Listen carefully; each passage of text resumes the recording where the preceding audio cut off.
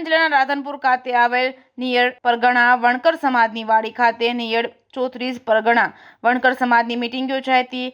પાટણ જિલ્લાના રાધનપુરના રવિધામ ખાતે આવેલ નિયડ 34 પરગણા વણકર સમાજના આગેવાનોની મીટિંગ યોજાઈ હતી, જેની અંદર સમાજના અમુક લોકો દ્વારા સમાજની અંદર કુરિવાજો ઉત્પન્ન કરી સમાજના લોકોને હેરાન કરતા હોય તેવા આક્ષેપ કરવામાં આવ્યા હતા અને સમાજની અંદર કુરિવાજો દૂર કરવા માટે એક ઠરાવ કરવામાં આવ્યો હતો, જેની અંદર સમાજના તમામ ગામના અગ્રણીઓ ઉપસ્થિત રહ્યા હતા। વણકર સમાજની અંદર સમાજના આગેવાનો દ્વારા અમુક લોકોને હેરાન કરી કુરિવાજો તરફ ધકેલાતા હોય તેવા સમાજના આગેવાનોએ આક્ષેપ કર્યા હતા। સમાજ દ્વારા સમાજની અંદર ભાગલા પાડવાની ચાલતી કામગીરી દૂર કરવા સમાજની એકતા જળવાઈ રહે અને સમાજ સંગઠિત બને તેના માટે રણનીતિ નક્કી કરવામાં આવી હતી। સાથે સમાજની અંદર બે ભાગ પાડી અમુક લોકો સમાજનો દુરુપયોગ કરતા હોય તેમના સામે ઠરાવ કરી કાયદેસરની કાર્યવાહી કેમ ન કરવી તેવો ખુલાસો માંગવામાં આવ્યો હતો। સમાજને ભાગલા ન પાડવા અને સમાજના આગેવાનોએ અમુક સમાજના આગેવાનો પર આક્ષેપ લગાવ્યા હતા। જે કેસની ગુજરાતી સાથે મનુ ઠાકર, રાધનપુર। વિનંતી એક છે કે અમારી જોડે કમિટી જોડે સમાધાનમાં બેસે અને આ જે નાતી વ્યવહારો બંધ કર્યા છે એને ચાલુ કરે, કારણ કે સામે અમારી મા દીકરી બેન દીકરીઓ છે, અહીંયા પણ એમની બેન દીકરીઓ છે, એટલે જલ્દીથી ચાલુ કરે, નહીંતર અમને બધાને કાયદેસરની અથવા સરકાર પક્ષે અમારે કાયદેસરની કાર્યવાહી કરવાની ફરજ પડશે। જય હિન્દ, જય ભારત। રત્નાભાઈ માવાભાઈ છે, મારું ગામ ગોધાણા છે। અમારું આ 34 પરગણા નિયડ વણકર સમાજ અમે આજે એક બેઠક બોલાવી છે અને અમારી સમાજની અંદર સમાજમાં બે ભાગ પડ્યા છે।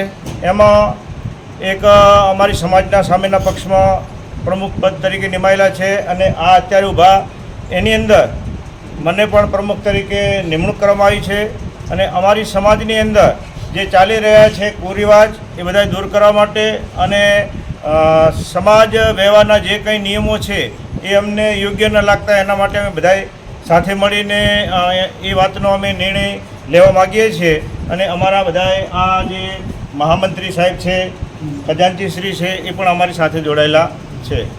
આ લોકો નામ ડૉક્ટર બાવાભાઈ, ધોરકડા ગામ। હાલ દિલ્હીમાં રહું છું। 3 વર્ષ પહેલાં મારી દીકરીને સગી અમે સગવડ કરું હતું। સગવડ કરું પછી આમાં બે નાતું થઈ ગયા, મારી 12 અને 32। એમાં જે આમાં આપસના આમના ઝઘડા હતા અને એ સમાજમાં લાવીને અમે મૂકી દીધા। એટલે આમને શું કર્યું કે ભાઈ તમે તમારી દીકરી અહીંયા ના દઈ શકો અને એમની દીકરી તમે ના લઈ શકો। એની પછી આમની કને ઉજીઓને હાથ જોડીને વિનંતી કરી કે ભાઈ મારી દીકરીને અમે 3 વર્ષ થઈ ગયા સગવડ કરેલું છે, તો મને લગ્ન કરવાની રજા આપો। આમને કે ભાઈ લગ્ન કરવાની રજા કે તને અત્યારે નહીં આપીએ અમે, બરાબર। પછી મેં આમને કીધું કે ભાઈ તમે નથી આપો તો ભાઈ કાનૂની કાર્યવાહી કરીશું। મેં કાનૂની કાર્યવાહી કરી, પોલીસ થાણે ગયો, આમને બોલાય અહીંયા, આમને હાથ જોડીને કીધું કે ભાઈ હું બધું તમે કોએમ કરવા તૈયાર હું અને કેસ વાપસ લઈ લો। એમને કીધું, મેં માની લીધું, મેં કેસ લઈ લીધો વાપસ। પાછો મને અહીંયા બોલાયો, પાછો બોલાવી અને મને કે ભાઈ ત્યાં તારા ગામમાં મેં આવશું અને હાલાકી હું ભગત છું, મીટ વગેરે ખાતું નથી હું કોઈ દિવસ। અને એમને મારા કને 50 કિલો બકરાનું શાક, 15 કિલો મુર્ગાનું, 15 કિલો પનીર, એટલે એવું મારા જોડે કામ કરે। એમ સમજી લો કે મને ખૂનના આંસુ રોડાયો એ લોકોએ, મને એટલી તકલીફ આલી। એમાં આ મારી દીકરી મારી હાલત જોઈ અને મારી દીકરીએ ઝેર ખાવાની કોશિશ કરી, આત્મહત્યાની કોશિશ કરી મારી દીકરીએ। અને એની પછી આ કે ના, એટલે મેં તોય હાથ જોડા એમને કે ભાઈ તમે કોએમ કરવા તૈયાર। આમને મારા જોડે 5 લાખ રૂપિયા માંગ્યા। હું મજૂર માણસ છું, બરાબર, કેવી રીતે અમે લાવીને અમે કરીએ મારું મન જાણે છે। તોય અમને કીધું મારા પોતાને હું વેચી અને મારું ઘર વેચીને તમારે 5 લાખ રૂપિયા આપીશ હું, તે કે બરાબર કે। એની પછી પાછો મને બોલાયો ત્યાં અને કે ભાઈ તું તારી દીકરીને એમને મૂકી દેજે, લગ્ન ના કરજે। એટલે મેં કહું ભાઈ આ ચીજનો ન્યાય છે, તમને હું પૈસા હાલું રહો, તમે જેમ કીધું એમ તમને દે જવું રહો, ખવડાવો રહો, બધું કરું। એના પછી ભાઈ તમે મારા કને એ બધી પતી ગયું, મારી દીકરીને મેં લગ્ન કરી લીધા। પછી અત્યારે ફરીથી અમારો બહિષ્કાર કરો છે, હાલની તારીખમાં બહિષ્કાર કરો છો મારો હુક્કો પાણી બંધ, સમાજથી મારે કોઈ લેવું દેવું નહીં। મારા પણ આ બધા જોડે બી એવો જ વ્યવહાર કરેલો છે। 19 ગામનો બહિષ્કાર કરેલો છે। અને કેટલો દંડ કર્યો તમારે? 75,000 રૂપિયા લીધા મારા, અલગ અલગ રીતે બી, અને હજુ 50,000 રૂપિયા તો એ લોકોને લેવાના બાકી જ છે, એવું બાકી બોલે જ છે એમની પાસે। આપનો કેટલો દંડ લીધો? મારું ગામ સનાર પિતાંબરભાઈ આલાભાઈ, પહેલાં 70,000 ભર્યા, 1,80,000 ભરવાના હતા, તો ગામના નાથ ગંગાની જે થાય માફ કરે. અમે જે અમારા 19 ગામ પત્યા છે એમને માફ કરી.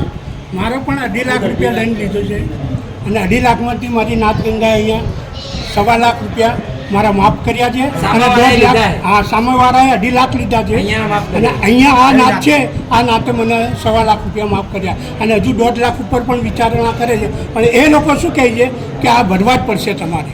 એથી એ નાતનો મેં બહિષ્કાર કર્યો છે કે આપે બાબા. છે કે હજુ કરવા પડશે. અમારો બધાનો બહિષ્કાર કરેલો છે અને અને વ્યાજ હજુ સુધી અત્યાર અમારા સુધી કને તો તમે પૈસા આપશો ત્યારે જ તમારો વેપાર અમે ચાલુ કરશું.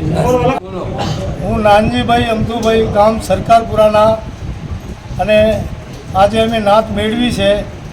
છેલ્લા લગભગ 25 વર્ષથી અમારી નાતનો જે કાર્ય ચાલે છે એ કાર્ય અમને પસંદ નથી આવતો અને લાખો રૂપિયાના દંડ અમારા આગેવાનો લેતા હતા અને અમે એમનાથી નોખા પડ્યા એટલે એ લોકોએ અમારો બહિષ્કાર કરી અને અમારે હર પાર્ટીના નાતના કાનૂન ને નાતના કાર્યથી અમને બહાર કરી દીધા. અમને નથી મરણ પથારી પર બેસવા દેતા કે નથી અમારી દીકરીઓને સુવાવડ દેવી હોય તો અમારે રોક લગાવે છે.